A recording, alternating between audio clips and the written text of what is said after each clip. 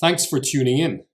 To stay up to date with my latest blog posts and videos, you might consider taking out a free or paid subscription to my Freedom blog at davidthunder.substack.com.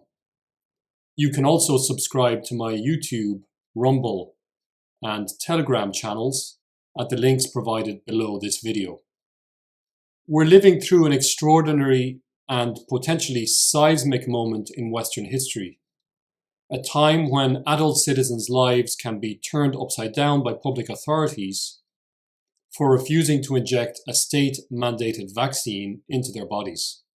Citizens of Western nations can now be turned away from coffee shops and restaurants, ejected from their jobs, and even held hostage in their own countries, not because they have committed a crime or revolted against the state, but because they have not consented to introduce a government-mandated medication into their body.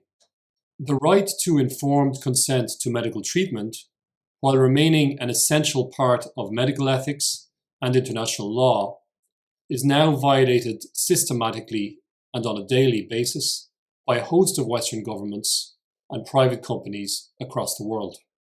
The latest sorry episode of vaccine discrimination is Austria's imposition of a lockdown targeting unvaccinated citizens, who, starting Monday, may only leave their homes for work or essential purposes, while their vaccinated counterparts live in relative freedom. The German government is planning to follow suit soon, with plans afoot to require the unvaccinated to undergo regular testing in order to go to work and use public transportation. The constant mantra of public authorities is that COVID cases are rising and hospitals are filling up because of the recalcitrant holdouts who refuse to be vaccinated. It is the unvaccinated, we are told, who are needlessly putting the lives of their fellow citizens at risk and consequently have forfeited their right to live a normal life and be treated as equals. There are three problems with this story. First, it is a massive simplification to suggest that the unvaccinated, as a group, are uniquely responsible for COVID hospitalizations. On the one hand, we now know that a significant number of vaccinated individuals both transmit the virus and get hospitalized with it.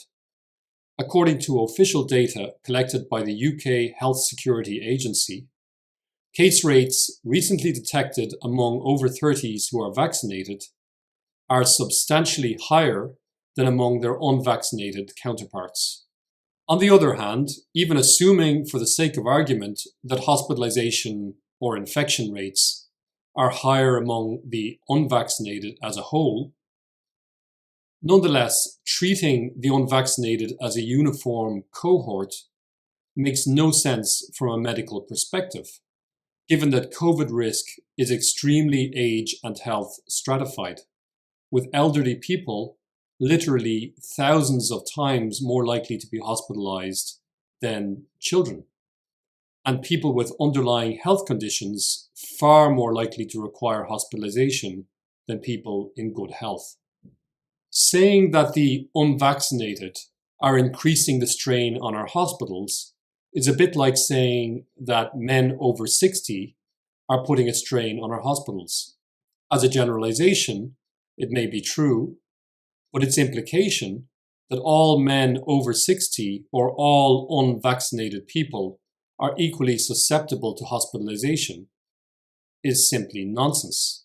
Second, even if we could bring case levels down by introducing some form of medical segregation, this would be absolutely unacceptable from an ethical perspective.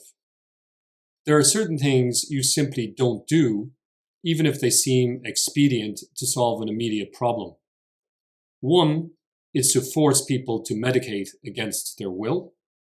Another is to treat people like social outcasts because you don't approve of their personal health choices. Atrocities have been committed only a few generations ago in societies that were permeated by sectarian and exclusionary rhetoric of the sort we are now seeing directed at the unvaccinated. We should never forget what it meant in 1930s Germany to brand Jews as the enemy within, and how they were stripped of their rights based on perverse, pseudoscientific rationalizations, such as the absurd notion that they were an inferior race. Third, the sheer arbitrariness of vaccine discrimination, at least as it has been implemented in practice, points to the bad faith of policymakers and suggests that the true reasons for vaccine discrimination go far beyond public health. If the huge pressure being applied upon citizens to vaccinate was genuinely motivated by a desire to minimize disease transmission and hospitalization, then there would be every reason to welcome the unvaccinated COVID recovered into society with open arms, as the cohort least likely to be reinfected or transmit SARS-CoV-2. Indeed, according to a major Israeli study, COVID recovered individuals are 13 times less likely to be reinfected with SARS-CoV-2 than vaccinated individuals who have not been previously exposed to the disease. Yet the unvaccinated COVID recovered are being shut out from social venues and amenities, just like the rest of the unvaccinated.